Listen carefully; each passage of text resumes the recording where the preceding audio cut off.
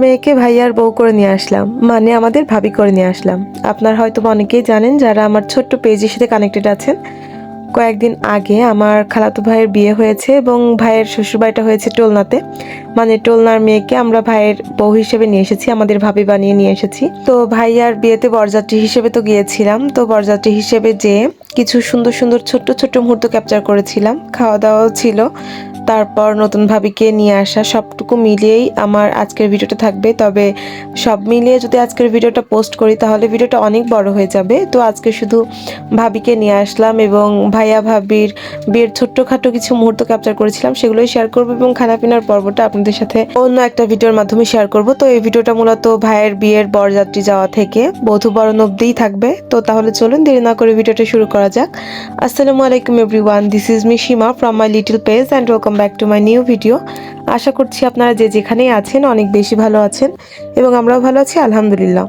তো আজকের এই ভিডিওটা একদম শুরু থেকেই শুরু করছি, মানে ভাইয়ার বিয়ের বরযাত্রী যাওয়া থেকে শুরু করেই আপনাদের সাথে শেয়ার করছি মোমেন্টগুলো। তো যখন আমি গাড়িতে উঠে পড়েছিলাম ভাইয়ার বউ নিয়ে আসতে যাওয়ার জন্য, অর্থাৎ আমরা বরযাত্রী গিয়েছিলাম। তো এই যে বরের পাশে আমি আর আমার আরেকটা খালাতো বোন, মানে আমরা খালাতো বোন মোট তিনটা, আমি, ইচ্ছে আর সিনথিয়া। তো সিনথিয়া তো অনেক ছোট, তো যায়নি। তো বোন হিসেবে আমি আর ইচ্ছেই গিয়েছিলাম এবং সামনের সিটে আমার হাজব্যান্ডও বসা ছিল। তো এই যে ভাইয়ার পাশে আমরা দুই বোন বসেছিলাম, দুই বোন মিলে আর কি, ভাই বোনরা মিলেই গিয়েছিলাম এই গাড়িতে। এবং পরে অন্যান্য গাড়িগুলোও ছিল, তাতে খালা খালুরা ছিল, অন্যান্য ভাইয়ারা ছিল, অন্যান্য গার্ডিয়ানগুলো ছিল, আর কয়েকটা বাইকও গিয়েছিল সাথে বরযাত্রীতে। তো বাইকে ছিল আমার অন্যান্য খালাতো ভাইয়েরা আর মামারা।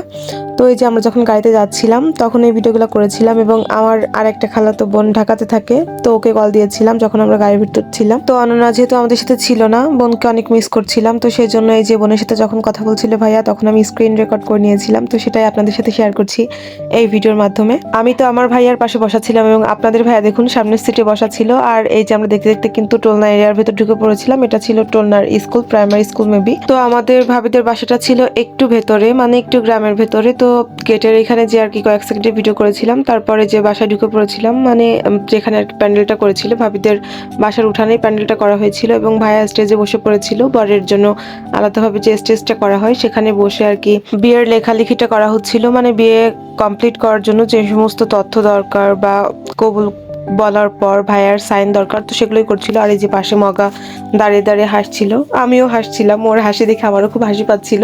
তো হাসির মাঝখানে আর কি ছোট ভিডিওটা করে নিয়েছিলাম। তো পাশে এই যে আমার আরেকটা ভাই ছিল, খালাতো ভাই। তো সবাই মিলে আমরা হাসাহাসি করছিলাম যে এক ভাইয়ের বিয়ে হয়ে গেল, আর এক ভাইয়ের বিয়ে কবে হবে এই বলে বলে। তো তারপর এদিকে দেখুন আমাকে কত সুন্দর লাগছিল, আমার নিজের কাছে নিজেকে অনেক বেশি ভালো লাগছিল বরের টুপিটা পরার পর।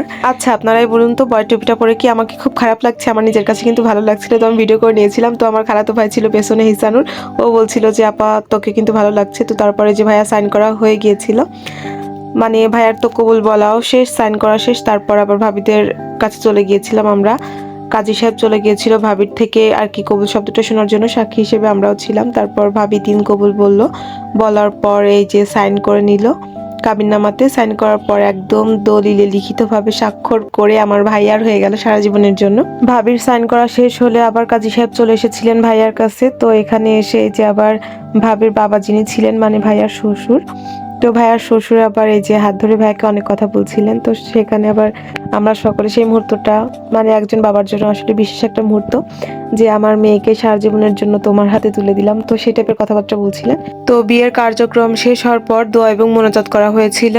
তারপরে যেদিকে ভাবি রেডি হয়েছিল, তারপর তো আমাদের খানাপিনার পর্ব ছিল।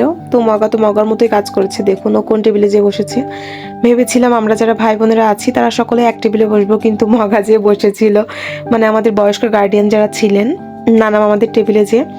তো খানাপিনার পর্বটা কিন্তু আমি এই ভিডিওতে আপনাদের সাথে শেয়ার করব না, কারণ এমনিতেই ভিডিওটা অনেক লং হয়ে গিয়েছে। তারপরেও খানাপিনার মুহূর্তটাকে যেহেতু আমি ফ্রেমবন্দি করেছিলাম, তো সেটা আমি আপনাদের সাথে অন্য একটা ভিডিওর মাধ্যমে তুলে ধরার চেষ্টা করব। তারপর এদিকে ভাবি রেডি হয়ে গিয়েছিল এবং তারপর খাট টেবিলে বসে আমি এই ভিডিওটা করেছিলাম। তখন আমাদের আর কি নাস্তা অ্যারেঞ্জ করা হচ্ছিল, আমাদের সামনে দেওয়া হয়েছিল না। তো ভাবছিলাম যে আমরা যখন সকলেই অনেক দিন পর, অনেক বছর পর একত্রিত হয়েছি, মামারা ছিলেন, মামাতো ভাই বিগারা ছিলেন যারা, তো সকলের মুহূর্তগুলোকে একসাথে ফ্রেমবন্দি করে রাখি, স্মৃতি হিসেবে রেখে দিব।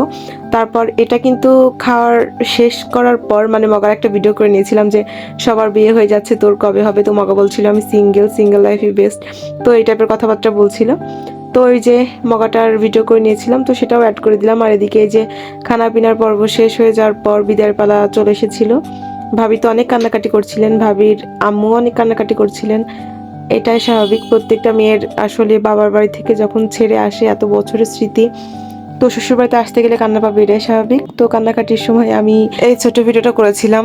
আসলে সত্যি বলতে কথা কি জানেন, তখন না আমার নিজের কাছে খুব হাসি পাচ্ছিল, কিন্তু আমি এতটাই স্টুপিড, আমি যখন এত বছর পরেও মানে বিয়ের এত বছর পরেও যখন বাবার বাড়িতে বেড়াতে যাই, তখন আসার সময় আমার যে কি খারাপ লাগে, তখন আমার কিন্তু কান্না পাই, কিন্তু আমি স্টুপিডের মতো তখন মনে মনে হাসছিলাম আর হাসির মাঝখানে এই ভিডিওটা করছিলাম। কিন্তু এখন আমার সত্যি খুব খারাপ লাগছে।